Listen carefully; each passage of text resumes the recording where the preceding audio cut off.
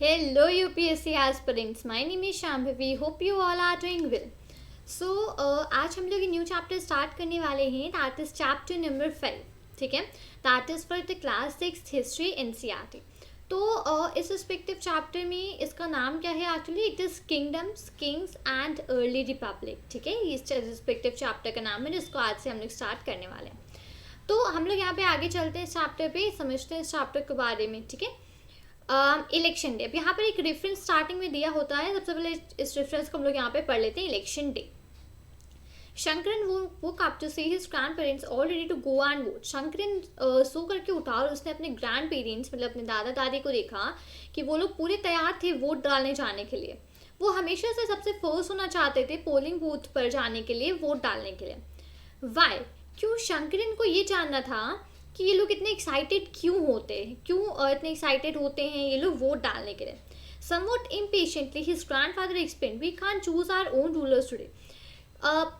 इसी में उसके जो दादाजी थे उन्होंने उसको एक्सप्लेन किया कुछ जल्दी में कि हम अपने खुद के रूलर्स आजकल चूज कर सकते हैं, अपने खुद के रूलर्स चूज कर सकते हैं आजकल. ठीक है, चलते हैं हम लोग चैप्टर में आगे की तरफ. और ये है चैप्टर का first topic, that is how some men became rulers. अब जो मेन होते थे वो रूलर्स कैसे बने. ठीक है, चूजिंग लीडर्स और rulers by voting is something that has become common during the last 50 years और सो. लीडर्स को चूज करना, रूलर्स को चूज करना वोटिंग के थ्रू, ये एक ऐसी प्रैक्टिस है, ये एक ऐसा आई वुड से एक ऐसी तरीका है जो कि आजकल बहुत कॉमन हो गया है पिछले 50 सालों से. ठीक है, वोटिंग करने मे बी आप अभी जाते हो, मे बी आप अभी मतलब एलिजिबल ना हो वोट करने के लिए, बट कभी ना कभी तो आप आगे वोटिंग पे जाओगे ही. तो वोटिंग करने पे आप क्या होता है, वोटिंग करने लोग क्यों जाते हैं, क्यों वोट डालने जाते हैं? ताकि वो अपने खुद के लीडर्स चूज कर पाएँ, जो भी उनके रिस्पेक्टिव पार्टी से वो उनको वोट कर पाएँ और इस हिसाब से वो अपने खुद के लीडर्स और खुद के रूलर्स को चूज कर पाएँ. राइट, तो ये जो रिस्पेक्टिव प्रैक्टिस है ये समवॉट 50 years पहले से चालू हुई है. ठीक है, बहुत कॉमन हो गई 50 years पहले से. So did main became rulers in the past. तो क्या जो मेन होते थे क्या वो पास्ट में रूलर्स बनते थे? पुराने समय में क्या मेंस को रूलर बनाया जाता था? Some of the rajas we read about in chapter 4 were probably chosen by the jana, the people. अब अगर आपको चैप्टर नंबर 4 याद हो, मैंने आपको वहाँ पढ़ाया था, बताया भी था वहाँ पे काफ़ी डिटेल में कि जो राजा होते थे उनको वो कौन चूज करता था? बाय द जना. जना के थ्रू राजास को चूज करा जाता था. राइट, राजास को जो जना होते थे वो राजास को चूज करके कि ये राजा बनेगा तो ये राजा को बनाते थे. राइट, ये पढ़ा था हम लोगों ने लास्ट चैप्टर में. The people, but around 3000 years ago, but कुछ 3000 साल पहले, we find some changes taking place in the ways in which rajas were chosen. Around 3000 साल पहले हम लोगों ने कुछ चेंजेस देखना चालू किया, कुछ चेंजेस होने लगे जिससे कि जो राजास को चूज करने का तरीका था वो बदलने लगा. Some men now became recognized as rajas by performing very big sacrifices. कुछ मेन जो कि बहुत बड़े बड़े सैक्रिफाइसेस परफॉर्म करने का मतलब कि जैसे कि वो लोग मतलब जैसे आग होती है तो आग में वो लोग सामान डालते हैं अपने, मतलब जो भी उनको सामान मिलता है वो उसमें. अच्छा, हम लोग चैप्टर नंबर 4 में पढ़ा था इस बारे में कि सैक्रिफाइसेस लोग परफॉर्म करते थे और सैक्रिफाइसेस में लोग क्या क्या देते थे. राइट, हम लोगों ने पढ़ा था. तो जो भी लोग होते थे जो बहुत बड़े बड़े सैक्रिफाइसेस को परफॉर्म करते थे वो बेसिकली उनको राजा कहा जाता था. वो राजा के नाम से ही पहचाने जाते थे जो लोग बहुत बड़े बड़े सैक्रिफाइसेस करते थे. अब जैसे कि उन्होंने अपने गोल्ड का कुछ सामान या उन्होंने कुछ जो भी उनके पास सामान होता था, जो भी एक्सपेंसिव चीज़ें होती थी, अगर वो उसका सैक्रिफाइस कर देते थे तो उनको काफ़ी बड़े बड़े मतलब उनको रिकॉग्नाइज किया जाता था एज अ राजा. ठीक है, द अश्वमेध, अ हॉर्स, द अश्वमेधा. ठीक है, द अश्वमेधा और horse sacrifice one of the such ritual. The Ashvamedha या फिर हॉर्स का सैक्रिफाइस करना was one of the such ritual.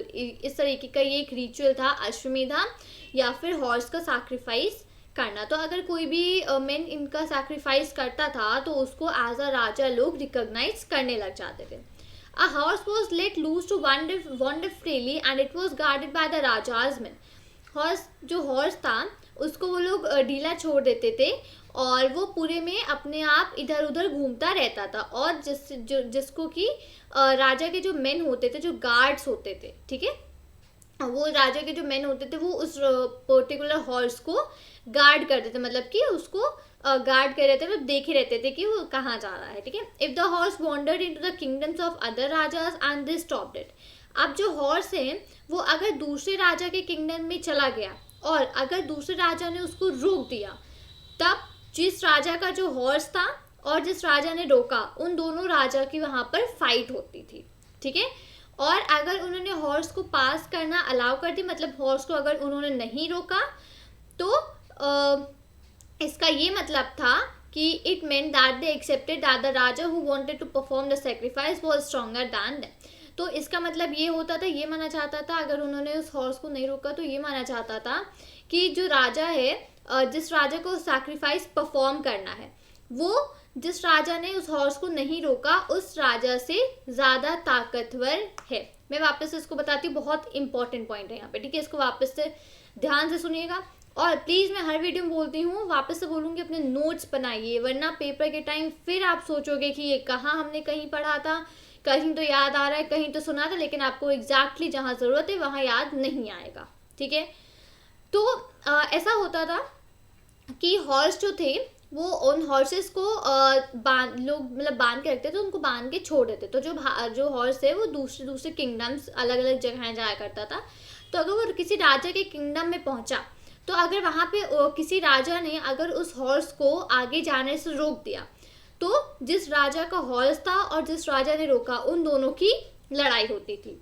और अगर उन्होंने हॉर्स को जाने दिया, अगर किसी राजा ने हॉर्स को नहीं रोका और हॉर्स को जाने दिया, तो इसका मतलब ये था कि वो जो राजा था वो ये एक्सेप्ट करता था कि जो राजा ने हॉर्स भेजा है वो उससे ज़्यादा ताकतवर है, ठीक है। ये पूरा परफॉर्म होता था। So these rajas were then invited to the sacrifice which was perform by specially trained priest who were rewarded with the gift. फिर उसके बाद क्या होता था कि ये जो राजा होते थे उनको बुलाया जाता था, उनको इन्वाइट किया जाता था सैक्रिफाइसेस पे, जिनको कि रिवॉर्ड किया जाता था गिफ्ट्स के साथ, ठीक है, उनको गिफ्ट्स वगैरह भी दिए जाते थे। The raja who organise the sacrifice was recognised as being very powerful, ठीक है। अब जो राजा जो ऑर्गेनाइज करता था सैक्रिफाइस, उसके लिए उसको कहा जाता था कि वो राजा बहुत ताकतवर है, बहुत पावरफुल राजा है वो, ठीक है। And all those who came brought gifts for him, और भी जो भी कोई वहाँ पर आता था, जो भी राजा वगैरह आते थे, वो वहाँ पर गिफ्ट्स लेकर के आते थे, ठीक है। The Raja was the central figure in these rituals. तो जो राजा होता था वो सेंट्रल फिगर, मतलब कि पूरा मेन जो सब चीज़ें होती थी वो उस राजा के ही उस पर होती थी, राजा ही वहाँ पर मेन होता था इन सारे रिचुअल्स का, ठीक है। He often had a special seat, a throne और अ टाइगर स्किन। अब जो राजा होता था उसके लिए एक स्पेशल सीट भी होती थी, जो कि मोस्टली टाइगर की स्किन की बनी हुई होती थी, वो स्पेशल सीट होती थी। His charioteer who was his companion in the battlefield and witnessed his exploits chanted tales of his glory. अब जो उनका चैंटियर होता था, मतलब कि जो कि उनकी कहानियाँ सुनाता, उसको उसको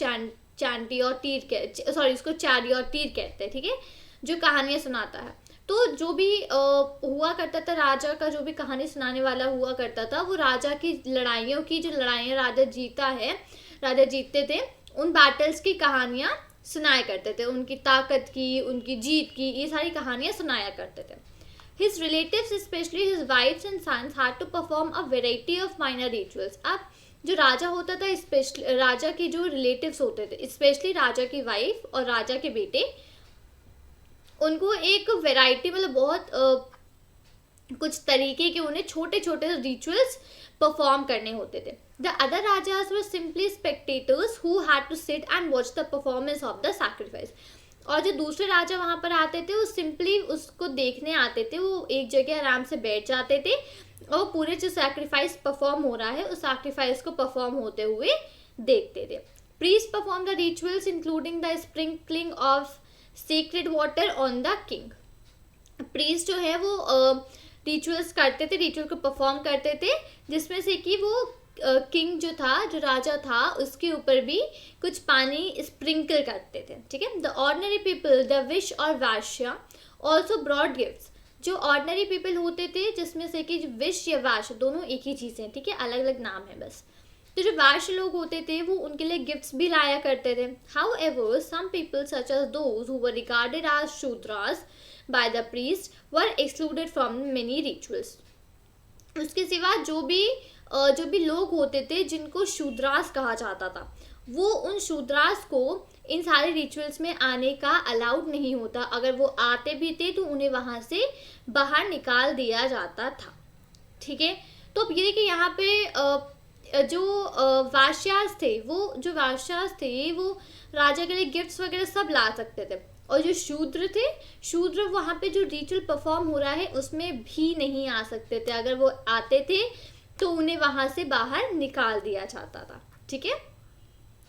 वर्णास। अब वर्णास यहाँ पे एक इम्पॉर्टेंट चीज़ है, इसको समझते हैं कि क्या है actually varnas. We have many books that were compose in north India. हमारे पास बहुत सारी किताबें हैं जो कि नॉर्थ इंडिया में कंपोज हुई थी, specially in the areas drain by the Ganga and Yamuna during this period. Specially उन एरियाज में जहाँ पे गंगा और यमुना फिलहाल उन्होंने मतलब पूरा गंगा और यमुना बहती हैं, उन सारे एरियाज में ये ज़्यादा कंपोज होती थी ये बुक्स, ठीक है। These books are often called later Vedic. In books को जो नाम दिया गया है, वो नाम इन बुक्स को दिया गया है लेटर वैदिक। क्यों? क्योंकि ये जो कंपोज करते थे, they were compose after the Rigveda about which you learned in chapter 4। तो ये जो लेटर वैदिक वाली जो बुक है, इनको जो कहा जाता था लेटर वैदिक, ऐसे क्यों कहा जाता था? क्योंकि ये ऋग्वेद के कंपोज होने के बाद कंपोज हुई थी, ठीक है। ऋग्वेद हम लोगों ने ऑलरेडी पढ़ा है चैप्टर नंबर 4 में, बहुत डिटेल में पढ़ा है कि ऋग्वेद क्या था, कब कंपोज हुआ, क्या चीज़ें थी। तो मैं यहाँ रिपीट नहीं करूँगी क्योंकि मैंने कई बार उसमें आपको वहाँ पे चीज़ समझाई है। अगर आप उस वीडियो को देखना चाहते हो तो आप नीचे डिस्क्रिप्शन में लिंक मेंशन है प्लेलिस्ट का, आप उस पर जाके चेकआउट कर सकते हो। आपको वहाँ पर मिल जाएगा चैप्टर नंबर 4 के सारे वीडियोज़, ठीक है। तो these include the Samaveda, Yajurveda and Atharvaveda. तो ये जो बुक्स होती थी इनमें 3 चीज़ें होती थी, समवेद, यजुर्वेद और Atharvaveda, as well as other books. तो इस तरीके की जो किताबें होती थी, ये सब नाम होते थे, और भी बहुत सारी किताबें होती थी। ये जो किताबें होती थी, इनको कौन कंपोज करता था? इनको प्रीस्ट कंपोज करते थे। और इनमें क्या होता था? And describe how rituals were to be perform. और क्या डिस्क्राइब होता था इन किताबों में? इन किताबों में ये होता था कि जो रिचुअल्स है, तो रीति रिवाज है यहाँ पे, ये किस तरीके से परफॉर्म होने चाहिए, ठीक है। They also contained rules about society के बारे में उनके में काफ़ी सारे रूल्स भी हुआ करते थे। There were several different groups in society at that time. उस टाइम में सोसाइटी में बहुत सारे ग्रुप्स हुआ करते थे, जैसे कि priest and warriors, farmers, herders, traders, crafts person, labourers, fishing folk and forest people. इतने सारे उस समय डिफरेंट ग्रुप्स हुआ करते। प्रीस्ट और वॉरियर्स का अलग होता था, फार्मर किसान का अलग होता था, जो लोग एनिमल्स को चराते थे उनका अलग होता था, ट्रेडर्स जो कि सामान इधर उधर शिप करते थे उनका अलग होता था, क्राफ्ट पर्सन जो कि अलग अलग तरीके के वुड का मटेरियल और इन सब चीज़ों के मटेरियल्स बनाते थे उनका अलग होता था, लेबरर्स जो कि लेबर वाले काम करते थे सारे, जैसे घर बनाना या ये सब चीज़ें बनाना, फिशिंग फोक जो कि मछली पकड़ते थे, एंड फॉरेस्ट पीपल जो कि फॉरेस्ट वगैरह में रहते थे या फॉरेस्ट वगैरह में काम करा करते थे। तो उनके सबके अलग अलग डिफरेंट ग्रुप्स हुआ करते थे सोसाइटी में। Some priest and warriors were rich. कुछ प्रीस्ट और वॉरियर्स जो थे वो बहुत रिच थे, as were some farmers and traders. जैसे कुछ फार्मर्स, कुछ ट्रेडर्स और कुछ प्रीस्ट काफ़ी रिच थे, ठीक है। Others including many herders, craftsperson, laborers, fishing folk and hunters and gatherers were poor. अब जो हर्डर्स होते थे, जो क्राफ्ट्स पर्सन होते थे, जो लेबरर्स होते थे, फिशिंग फोक और जो हंटर्स एंड गैदरर्स होते थे, वो सब काफ़ी पुअर होते थे, मतलब कि वो सब काफ़ी गरीब होते थे। The priest divided people into 4 group. जो प्रीस्ट होते थे उन्होंने लोगों को 4 ग्रुप में डिवाइड कर दिया था, उसी को कहते हैं वर्णास, ठीक है, called varnas. According to them each varna had a different set of functions. तो उन्होंने जब डिवाइड किया था तो उनके अकॉर्डिंग ऐसा था कि हर एक वर्ना के अलग अलग डिफरेंट सेट ऑफ फंक्शंस होते हैं, सबके अपने अलग अलग काम होते हैं। वापस से यहाँ पे जो प्रीस्ट थे उन्होंने लोगों को 4 ग्रुप में डिवाइड किया था जिसको बोलते हैं वर्नास। तो हर वर्ना का अपना अलग अलग एक फंक्शन होता है। The first varna was part of the Brahman. सबसे पहला जो वर्ना था वो था ब्राह्मण। Brahmans were expected to study the Vedas, perform sacrifices and receive gifts. तो जो ब्राह्मण्स होते थे वो क्या करते थे, वो स्टडी या फिर टीच करते थे वेदास को, सैक्रिफाइसेस परफॉर्म करते थे और गिफ्ट्स को रिसीव करते थे। दूसरे होते थे in the second place were the rulers जो कि रूल करते हैं वो होते थे जिनको बोला जाता था क्षत्रिय, ठीक है, क्षत्रियाज। तो they were expected to fight battles and protect people. तो वो लोग क्या करते थे, वो बैटल्स को फाइट करते थे और लोगों को प्रोटेक्ट करते थे, क्षत्रिय, ठीक है। थर्ड थे विश या फिर वैश्यास। तो जो विश या वैश्यास हम लोगों ने अभी ऊपर पढ़ा था कि they were expected to be farmers, herders and traders, ठीक है। वो जो विश या वैश्यास थे वो क्या होते थे, वो फार्मर्स होते थे या हर्डर्स या ट्रेडर्स, ये सब होते थे। और वो क्षत्रिय एंड वैश्यास कुड परफॉर्म सैक्रिफाइस। तो जो क्षत्रिय और वैश्य थे वो दोनों ही सैक्रिफाइसेस को परफॉर्म कर सकते थे। ये बहुत ही इंपॉर्टेंट यहाँ पे पैराग्राफ मेंशन आउट है, इस पॉइंट से लेके इस पॉइंट तक, ठीक है। मेक श्योर कि आप इसको याद रखें, इसको काफ़ी अच्छे से नोट डाउन करिएगा, ठीक है। गुड। नेक्स्ट टॉपिक पे चलते हैं। अच्छा, यहाँ पे बाकी है, ठीक है।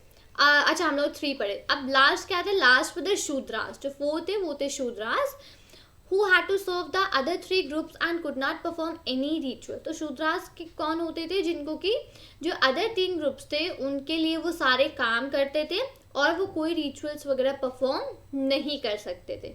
Often women were also grouped with the Shudras. तो जो वुमेन होती थी वो भी शूद्रास के साथ ही ग्रुप करी जाती थी। Both women and Shudras were not allowed to study the Vedas. तो वुमेन और शूद्रास जो थी उनको किताबें या उनको उनको वेदास पढ़ना अलाउड नहीं होता था।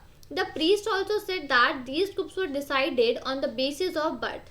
जो प्रीस्ट थे वो कहते थे कि ये जो ग्रुप्स होते हैं किस तरीके से डिसाइड होते हैं, ये उनकी बर्थ के हिसाब से, उनके जन्म के हिसाब से ये सारे ग्रुप्स डिसाइड होते हैं। फॉर एग्जाम्पल, जैसे कि if one's father and mother were Brahmans, अगर एक किसी के पापा या और मम्मी दोनों लोग ब्राह्मण्स हैं तो वो जो बच्चा है वो ऑटोमेटिकली अपने आप ब्राह्मण होगा, ठीक है। और इसी तरीके से हिसाब चलता था। Later they classified some people as untouchable. अब बाद में उन्होंने क्या किया, बाद में उन्होंने कुछ पीपल को अनटचेबल, जो लोग जो कि छू नहीं सकते हैं किसी को, ऐसे भी कुछ लोगों को उन लोगों ने क्लासीफाई कर दिया। These included some crafts persons, hunters and gatherers as well as people who help perform burials and cremations। अब कौन लोग थे जो कि अनटचेबल्स थे, वो लोग थे जो कि क्राफ्ट्स पर्सन थे, हंटर्स थे, गैदरर्स थे और ऐसे लोग जो कि ब्यूरियल्स बनाने के काम, ब्यूरियल्स और क्रिमेशंस वगैरह कराने के काम आते हैं, ठीक है, ठीक है। अब the priest said that contact with these groups were polluting. उनका प्रीस्ट का कहना था कि ऐसे ग्रुप्स के साथ कांटेक्ट करना बहुत ही मतलब अच्छी बात नहीं है, ठीक है। Many people did not accept the system of varna laid down by the Brahmans. बहुत से लोग ऐसे थे जो कि ये जो सिस्टम था इस सिस्टम को एक्सेप्ट नहीं करते थे, वर्ना के सिस्टम को एक्सेप्ट नहीं करते थे जो कि ब्राह्मण्स ने बनाया था। Some kings thought they were superior to the priest. कुछ राजा ने ऐसे सोचा कि वो लोग प्रीस्ट से ज़्यादा ऊपर हैं, वो लोग प्रीस्ट से ज़्यादा समझदार हैं। Other felt that birth could not be a basis for deciding which varna people belong to. और कुछ ऐसा सोचते थे कि किसी का मतलब अगर किसी ने बर्थ लिया, किसी का जन्म हुआ है तो उसके बेसिस पे आप किसी का वर्ना डिसाइड नहीं कर सकते हो, क्योंकि किस वर्ना को बिलोंग करता है ऐसा कोई डिसाइड नहीं कर सकता है। Besides some people felt that there should be no differences among people based on occupation। उसके सिवा कुछ लोग ऐसा भी सोचते थे कि डिफरेंसेस, लोगों के बीच में डिफरेंसेस नहीं होने चाहिए और वो भी उनके काम को लेकर, वो जिस तरीके से काम करते हैं उस काम को लेकर लोगों के बीच में कोई भी डिफरेंस नहीं होना चाहिए. Others felt that everybody should be able to perform rituals. कुछ ऐसा सोचते थे कि सबको रिचुअल्स परफॉर्म, सबको रीति रिवाज परफॉर्म करने का हक होना चाहिए. And others condemned the practice of untouchability. और कुछ अनटचेबिलिटी की प्रैक्टिस को भी कहते थे कि ये भी नहीं होना चाहिए. Also, there were many areas in the subcontinent, such as the northeast, where social and economic differences were very not sharp, and where the influence of the priest was limited. अब उस समय कुछ ऐसे भी एरियाज थे सब continent में, जैसे कि नॉर्थ ईस्ट का जो एरिया था, वहाँ पे सोशल और इकोनॉमिक डिफरेंसेस बहुत ज़्यादा इतना नहीं था जितना कि ये इधर पे था कि अनटचेबल, ब्राह्मण, शूद्रा, क्षत्रिय, वैश्य, ये सब जो होते थे उधर पे इतना ज़्यादा नहीं था. And where the influence of the priest was limited. जो प्रीस्ट होते थे उनका काम और उनका इन्फ्लुएंस भी एक लिमिटेड ही था. ऐसा नहीं था कि सारे के सारे प्रीस्ट पर ही डिपेंडेंट हो रहे हैं, या ऐसा कुछ भी नहीं था उस टाइम पे कुछ नॉर्थ ईस्ट के एरियाज में.